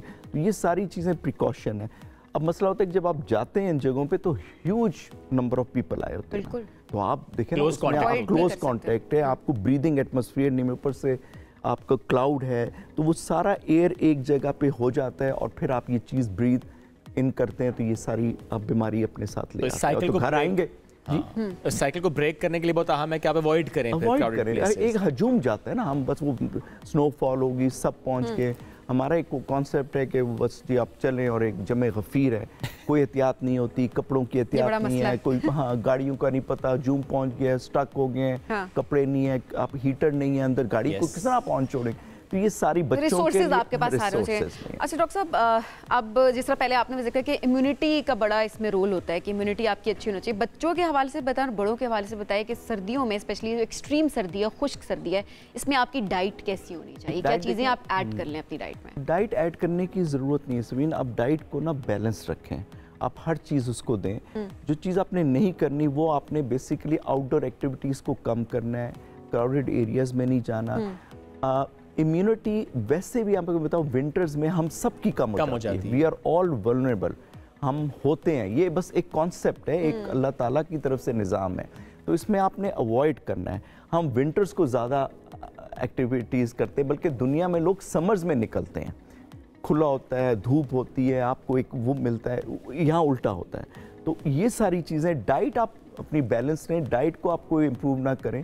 अगर बच्चा वीक है, बच्चे को पहले से प्री टर्म था, बच्चा आपका जो है पैदाइशी तौर पे उसको अगर लंग्स का प्रॉब्लम माँ बाप को पहले से पता होता है, अस्थमा है, कोई और उसको क्रॉनिक प्रॉब्लम है, दिल की कोई थी या कोई था, निमोनिया पहले हो गया, तो फिर आप उसको मल्टीविटामिन वगैरह अपने डॉक्टर से पूछ के आप दे सकते हैं। डॉक्टर साहब बहुत शुक्रिया, साथ मौजूद थे। निमोनिया जिसके केसेस बहुत बढ़ रहे हैं स्पेशली इन पंजाब, चूँकि उसकी फिगर सामने आई थी, लेकिन ज़ाहिर ये ओवरऑल एक इशू है, स्पेशली सर्दियों में हम देखते हैं कि बच्चे इसमें ज़्यादा मुतासर होते हैं। कैसे आपने इसको अपने बच्चों को बचाना है और कैसे साइकिल को आपने ब्रेक करने का, खुदा ना खास्ता अगर किसी एक को फैमिली मेम्बर को ऐसे सिम्टम्स आ रहे हैं तो आप पहले से एहतियात करें और इसको अननोटिस ना जाने दें, और ज़ाहिर डॉक्टर के मशवरे से इलाज करें। खुद से कोई टोटका, कोई मेडिसिन देने की ज़रूरत नहीं है, वो ज़्यादा नुकसानदेह हो सकती है। ब्रेक लेंगे, वापस आएंगे, साथ रहिए। एक सवाल जो आपसे भी है और ज़ाहिर है मुझसे भी है, तो आप भी बताएं कि क्या आपको गुस्सा आता है या कितना गुस्सा आता है, और आप मुझे बताएं कि आपको गुस्सा आता है? जी। कितना? बहुत ज़्यादा, लिटरली बहुत ज़्यादा आता है, लेकिन थोड़ी सी देर के लिए आता है। आप उसको मैनेज कैसे करते हैं?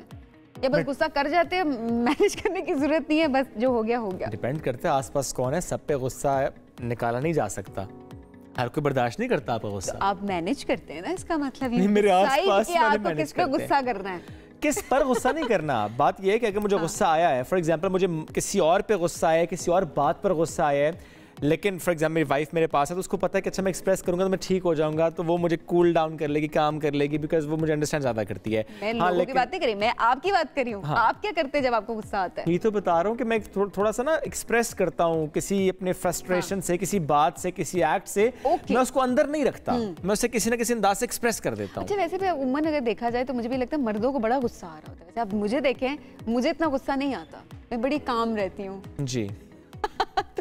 ये इन्हीं की तरह ऑन अ लाइटर नोट, ठीक है, बट ऑब्वियसली गुस्सा मेरे ख्याल में दोनों को आता है, इंसानों को आ जाता है, तो मर्दों को भी आता है। और आप भी एक तरह की इंसान हैं। खवातीन में भी इंसान हूँ, तरह की नहीं, अच्छा, मतलब वो इंसान हूँ। तो बच्चों में भी आजकल हम देख रहे हैं कि एंगर इश्यूज काफी ज्यादा होते हैं, कपल्स में देख रहे हैं हम एंगर इश्यूज बहुत ज्यादा हैं। उसमें तो हम ये भी देख रहे हैं कि ज़ाहिर है वो गुस्सा इतना ज्यादा आता है कि आप ये भूल जाते हैं कि वो आपके बच्चों का बाप या बच्चों की माँ है, या आपका एक बड़ा प्यारा रिश्ता है, कायनात का सबसे पहला रिश्ता है। आप उस गुस्से में ये भूल रहे हैं कि आप जो कर रहे हैं, जो बात कह रहे हैं और जो एक्ट कर रहे हैं, मार पीट रहे हैं, वो ऐसी चीज है कि वो खत्म नहीं हो सकती। बिल्कुल जी। तो आज इसी हवाले से बात करेंगे। एक तो अपनी राय जरूर आप लोग शेयर करें कि गुस्सा किसको ज्यादा आता है, या आपको जब गुस्सा आता है आप उसको कैसे मैनेज करते हैं, आप करते क्या हैं, और वजूहात क्या है, इसको किस तरह से कैटर किया जा सकता है। हमारे साथ इशू पर बात करने के लिए मौजूद है हमारे नफ्सियात ताहिरा मलिक साहिबा, साइकोथेरेपिस्ट ताहिरा मलिक ने ज्वाइन कर लिया है। बहुत शुक्रिया ताहिरा, कैसी हैं आप? वालेकुम सलाम, ठीक ठाक, आप सुनाइए। ये वैसे इश्यूज ज्यादा कपल्स में आप देखती हैं गुस्से वाले, या कि जेनेरिक है ये कि वो किसी को भी गुस्सा आ जाता है? जेनेरिक है। कपल में वही लोग गुस्सा करते हैं ना जो आमतौर पर भी गुस्सा करते हैं। अच्छा, अब जाहिर बात है अगर बहुत ठंडे मिजाज का आदमी है तो बहुत कम होगा कि घर गया तो गुस्सा करना शुरू कर दे। तो इट्स बिकॉज अगर आप पूछे गुस्सा क्यों आता है तो इसमें 4-5 फैक्टर हैं। एक तो आपकी जेनेटिक्स का रोल है, आप जिस घर में बड़े हो रहे थे वहाँ जब किसी को गुस्सा आता था तो उसको एक्सप्रेस कैसे करते थे, वो कैसे दिखाते थे, उससे को क्या बात की जाती थी, क्या चीज़ अलाउड थी, चुप रहा जाता था किस पे, और किस पे आपको सख्ती से मना किया जाता था। तो ये सब फैक्टर्स मिलके गुस्से के बाद में जब आप एडल्ट बनते हैं, बड़े होते हैं, तो उसमें नज़र आते हैं। प्लस ऑफ कोर्स गुस्सा एक प्राइमरी इमोशन नहीं है, गुस्से के पीछे आपके कोई और वजूहात और जज्बात होते हैं। अगर कोई कहे ना नहीं मुझे सिर्फ गुस्सा आ रहा है, तो हम नहीं मानते। आपको गुस्सा आ रहा है क्योंकि आप शायद अंदर से डरे हुए हैं कि आप कंट्रोल लूज़ कर रहे हैं। आपको गुस्सा आ रहा है क्योंकि आपको डर लग रहा है कि आपको रिजेक्शन मिल रही है, आपकी बात नहीं मानी जा रही। आपको गुस्सा आ रहा है कि आपको ये डर है कि शायद जो मैं करना चाह रहा हूँ वो अब नहीं होगा, या मेरी इज्जत नहीं की जा रही है, मेरी बेइज्जती हो गई है। ये सब जो डर हैं, ये बेसिकली गुस्से की वजूहात है। वैसे आपको गुस्सा इसलिए भी आ सकता है क्योंकि अगली चीज़ गलत है। हाँ, अगली चीज़ गलत है और एंड आगे सेंटेंस है और आपको लग रहा है कि अब आपका जो आप चाह रहे हैं वो पूरा नहीं होगा। इस अगली चीज़ गलत है, लेकिन इस बात पे तो गुस्सा आ जाता है ना कि बस वो मामला गलत है। चीज़ गलत है, मतलब अगर किसी ने किसी को मार दिया है, आपको इस चीज़ पे गुस्सा आ रहा है कि किसी ने किसी को थप्पड़ क्यों मारा है, और आप जाहिर है बाद में उस पर रिएक्शन भी दे सकते हैं, आप रोक भी सकते हैं, यू नो दिस थिंग कि आप रिएक्शन दे सकते हैं, लेकिन आपको उस एक्ट पे गुस्सा आ रहा है because you are afraid something is going wrong. Yes, something wrong is happening. So मैं इसलिए कह रही हूँ गुस्से के पीछे एक और इमोशन ज़रूर होता है, और हम ये क्यों लोगों को बताते हैं या सबको, ताकि वो अपने गुस्से की वजूहात जान के उसका सही एक्सप्रेशन कर सकें, और जहाँ गुस्सा नहीं आना चाहिए उसको रोक सकें, अपने आप को पॉज करके कि मुझे असल में शायद इसलिए गुस्सा आ रहा है। तो अब ज़रूरी नहीं है कि मैं उसको एक्सप्रेस भी करूँ। क्या जेंडर स्पेसिफिक होता है गुस्सा? नहीं, गुस्से का एक्सप्रेशन जेंडर स्पेसिफिक है। जितनी भी रिसर्चेस हुई हैं, पढ़ा गया है, तो ये कहीं भी साबित नहीं हुआ कि मर्द को गुस्सा फील ज़्यादा होता है औरत से। अच्छा, भी। और एक्सप्रेशन में क्या है? एक्सप्रेशन ऑफ, हाँ, अब ये इसमें कल्चरल आता है। पूरी दुनिया में कल्चरली मर्दों को गुस्से का एक्सप्रेशन करने की इजाज़त, जिसे कहते हैं ना, सोशली एंड कल्चरली ज़्यादा है, और औरतों की कोई बाय नेचर ऐसा है कि हम पैसिव एग्रेशन में चली जाती हैं। हम जैसे कहते हैं थोड़ा तानेबाजी कर ली, थोड़ा कोई इधर उधर बात कर ली, कोई पीछे से किसी की जड़ काट दी, इमोशनली, हाँ इमोशनली, हाँ टॉर्चर कर दिया, वो मर्दों में भी है वो बात। अच्छा। लेकिन जो ये वर्बल अब्यूज़ है, फिजिकल अब्यूज़ है, ये चीज़ें आप देखेंगे कि मर्दों में ज़्यादा हैं, इसीलिए वो बदनाम है बेचारे कि उनको गुस्सा ज़्यादा आता है। Okay. नहीं, गुस्सा बराबर है। इनफैक्ट औरत का गुस्सा कहते हैं one of the strongest emotions in the world, कि अगर औरत को गुस्सा आ जाए तो फिर वो बहुत ख़तरनाक चीज़ है। तो औरत के अंदर एबिलिटी है बहुत गुस्सा करने की, लेकिन वो एब्जॉर्ब भी ज़्यादा कर लेती है। वो एब्जॉर्ब ज़्यादा करती हैं, एक्सप्रेस ज़्यादा करती हैं, बहुत एकदम पहले अपने आप को दबा दबा के रखती हैं, एकदम फटती हैं। आप कहेंगे ना सोता हो कि औरत को एकदम उसने कुछ कर दिया, एकदम वो इसलिए कि कुछ औरतें एकदम फटती हैं, बर्दाश्त करती हैं, पहले बर्दाश्त करती हैं, step by step then they know कि किस टाइम पर यू हैव टू रिएक्ट। देखिए क्या होता है, बिकॉज़ ठा हो जाता है। फिर इसका देखिए, गुस्सा ना बेसिकली एक जीपीएस सिस्टम है आपका। अगर आपको गुस्सा आ रहा है तो आपकी बॉडी, आपका दिमाग आपको बता रहा है कि कुछ गलत है जहाँ तुमने ठीक करना है, या कोई तुम्हारी नीड है जो मिल नहीं रही, या तुमने डायरेक्शन इसमें जाना है। गुस्सा अगर हम उसको पॉजिटिवली देखें, मैं गुस्से को बड़ा पॉजिटिवली देखती हूँ। मेरे ख्याल में गुस्सा एक पॉजिटिव इमोशन है जो मुझे बता रहा है कि तुम्हें क्या चाहिए तायरा, तुम्हारी क्या नीड इस टाइम पूरी, मतलब आप सुन नहीं है इसका, ये चीज बताता है कि आप इंसान हैं। हाँ, आपको इमोशन, ये एक इमोशन है जैसे कि बाकी सारे इमोशंस आपके साथ हैं। बस लेकिन अब बात कहाँ आती है कि हमें माशरे में हेल्दी एक्सप्रेशन ऑफ एंगर चूँकि नहीं सिखाया जाता, हमें तो ये भी नहीं सिखाया जाता खास तौर पे मर्दों को कि वो ये मान लें कि ये गुस्सा मुझे इसलिए आ रहा है कि मैं बेबस महसूस कर रहा हूँ, ये गुस्सा मुझे शायद इसलिए आ रहा है कि मैं हर्ट फील कर रहा हूँ। अब कोई नहीं मानेगा एक एंग्री मैन को अगर आप कहें कि असल में लगता है कि आपको दुख हुआ है इस बात से, आपका दिल टूटा है, इसलिए आप चीख चला रहे हैं। मेरा दिल कौन तोड़ सकता है, मैं तो इतना बड़ी चीज़ हूँ, हाउ कैन यू से कि मेरा दिल टूटा है। असल में उसका दिल टूटा है अंदर से और उसको गुस्सा आ रहा है। तो ज़रूरी ये है कि हम पहले तो जानें कि ये इमोशन मेरा क्यों बना, और फिर उसका हेल्दी एक्सप्रेशन। अच्छा, इसमें हम ये भी देखते हैं कि जो गुस्से के एलिमेंट की हम बात करें, जैसे ट्रैफिक में, जैसे दो दोस्तों के दरमियान, जैसे किसी और मामले पे हम अक्सर ये देखते हैं, दुकान पे पहुंचे कोई, किसी तलख कलामी हुई, गुस्सा आया, गोलियां चल गई, जाने चली गई, छोटी बातों पे, चूंकि छोटी लड़ाइयों पे, बच्चों की लड़ाइयों पे। अब चूंकि आपने उस गुस्से को उस वक्त मैनेज नहीं किया, इसलिए मामला उस तक पहुंच गया। ऐसी सिचुएशंस में कि जब आपको लग रहा हो कि जो गुस्सा आएगा ये किसी और खतरनाक मोड़ पे लेकर जाएगा आपको, आप इस माहौल को, क्या करना चाहिए? देखिए, उसके लिए आपकी पहले की तैयारी बहुत ज़रूरी है। जिसे कहते हैं ना, बिफोर दैट सिचुएशन हैपन्स, तो आपको अपने आप को प्रैक्टिस देनी है। अब इसमें आप जिन लोगों की आप बात कर रहे हैं, मेरे ख्याल है वो एक ख़ास लेवल पे पहुंच चुके हैं जहां they have to do anger management. Okay, मेरा ख्याल है जिनकी आप बात कर रहे हैं, जो मारने धारने पे आ जाते हैं, हम तीनों, मेरा नहीं ख्याल हम सड़कों पे लोगों को मारते हैं। नहीं, बिल्कुल भी नहीं, हम नहीं मारा और रोक ही देते हैं, है ना। हाँ, वही ना। तो हम जैसे लोग हैं उनके लिए तो हमारे पास बहुत तरीके हैं ना। हम कहते हैं कि आप पॉज करें जी, 10 तक गिने जी, उल्टी गिनती 10 से 1 तक गिने। कुछ लोग मतलब स्पिरिचुअलिटी को हेल्प है कि उस टाइम आप ये आयत पढ़ लें, ये चीज़ें कर लें। पॉज बहुत ज़रूरी है। पॉज, चाहे वो मज़हब या स्पिरिचुअलिटी की वजह से आ रहा है आपको, you just stop and think. कि ये मैं क्या कर रहा हूँ, इसका क्या रिजल्ट होगा। और जैसे कि मैंने पहले कहा कि इसका इमोशन के अंदर इमोशन क्या है, ठीक है। बट वो जो आप जिनकी बात कर रहे हैं, जो मार धाड़ पे आ जाते हैं, I think they need help, psychological intervention की जरूरत है। वो नहीं मानते, हाँ, लेकिन हमें उनकी मदद करनी है ना। जैसे कोई खुदा न खास्ता जिस्मानी सीरियस बीमारी होती है, तो अगर आप डॉक्टर के पास सीरियस टेस्ट नहीं कराएंगे, खुदा न खास्ता कोई ट्यूमर है इस तरह, तो इट्स जस्ट लाइक दैट कि उनका बीमारी अब एक लेवल तक पहुंच चुकी है जहां हम उनको ब्लेम नहीं कर सकते। हाँ, अगर वो हेल्प नहीं ले रहे then we can blame them. अच्छा, वैसे तायरा, क्या ये मालूम हो जाता है, मैं डोमेस्टिक वायलेंस के पर्सपेक्टिव से क्वेश्चन कर रहा हूँ, कि किसी के एक्ट से, किसी के मिजाज से ये मालूम हो जाए कि अच्छा अभी तक ये मामला चल तो ठीक रहा है, लेकिन ये वाकई फटेगा और वो इतना फटेगा कि वो बड़ा डैमेज हो जाएगा, वो मियाँ बीवी की लड़ाई उस लेवल पे पहुँच जाएगी, मार धाड़ पे पहुँच जाएगी, वो डोमेस्टिक वायलेंस पे मामला जाएगा। तो पहले कोई साइंस एंड सिम्टम्स आते हैं जिस पे आप देख कर कंट्रोल कर लें, वो चाहे लड़के और लड़की के पेरेंट्स हैं, फैमिली मेम्बर्स हैं, कोई और है आसपास, जो उन्हें समझा सके कि अब जो आपका लेवल पहुँच चुका है ना, इसके बाद मामला बड़ा एक्सट्रीम पे जाएगा, तो बेहतर कंट्रोल कर लो। अच्छा, इसको मैं थोड़ा सा आपको पहले रीडिफाइन कर दूं सिचुएशन। अगर इनमें से एक बंदा मारता है तो दूसरे बंदे का उसमें कोई रोल नहीं है। इस सब अगर हम जब भी कहते हैं कि डोमेस्टिक वायलेंस या वायलेंस में औरत ये कर लेती या एज अ कपल ये कर लेते तो ये रुक जाता, this is blaming the victim, basically this is victim blaming. Domestic violence, जब आप अपने पार्टनर, जो आपने कहा कि सबसे पहला रिश्ता जो दुनिया में आया था, जब आप उसको फिजिकली हार्म कर सकते हैं, दैट मीन्स आपको तो ज़रूरी है कि आपको डॉक्टर के पास जाना है, और सिर्फ आपको ही जाना है। कोई औरत, कोई इंसान आपको इस गुस्से नॉर्मली इस लेवल पे नहीं ले जा सकता कि आप मारने पे आ जाएं, unless you are in mental, there is no justification. तो हम इसलिए कभी भी ये नहीं कहते कपल को या किसी को कि कोई ऐसे साइंस हैं जिससे वाइफ शायद रोक सके, नहीं, this is not wife's job, right. अगर आपको बहुत गुस्सा आ रहा है और आप नहीं मारना चाहते तो आप leave the room, leave the situation और लीव द रिलेशनशिप। अगर यहाँ तक चीज आ जाती है तो एक अल्लाह की तरफ से, हमारे मजहब की तरफ से एक चीज की इजाजत दी गई है। एक्सट्रीम की बात है ना, domestic violence is also an extreme, तो उस लिहाज से नापसंदीदा अमल करार दिया गया है। लेकिन अगर बात यहाँ तक पहुँच जाती है कि आप उसको जस्टिफाई करें कि किसी के एक्ट से ये, अगर आप इस एक्सट्रीम तक पहुँच चुके हैं तो देयर आर ऑप्शंस। आप अपना वक्त ले सकते हैं, आप कानूनी तौर पर उसको अमल में ला सकते हैं, और बहुत सारे और ऑप्शंस आपके पास होते हैं। इसलिए गुस्से में, अगर हम, सॉरी मैं आपको बात काट रही हूँ, गुस्से की अगर हम बात करें तो उस लेवल तक गुस्सा जाना इज नॉट नॉर्मल। उसका कोई ऐसा इलाज नहीं है जो अभी मैं बता सकूं टीवी पे। उसका ये इलाज ये है कि हाँ, आपको रुकना है, आपको ये रियलाइज़ करना है कि मुझे प्रॉब्लम है। जैसे हम कहते हैं ना, मुझे ब्लड प्रेशर हो गया है, मुझे शुगर हो गई है, आप रियलाइज़ करते हैं ना, आप दवाई लेते हैं।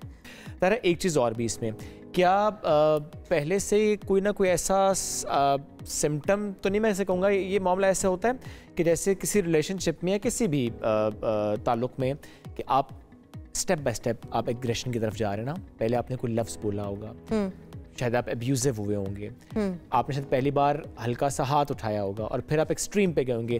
तो स्टेप बाय स्टेप एक्सट्रीम पे जाते हैं, तो इसका मतलब ये हुआ कि जब आपको लगे कि पहला रॉन्ग स्टेप आपने लिया, that is the right time कि आप थेरेपी ले लें। बिल्कुल, मामला आगे ना जाए, बिल्कुल एक्सट्रीम पे ना जाए, बिल्कुल एक्सट्रीम पे ना जाए। लेकिन अगेन मुझे लगता है कि ये तो एक घरों की कहानी हमें बताई जाती है ना, कि पहले गाली दी, पहले मारा।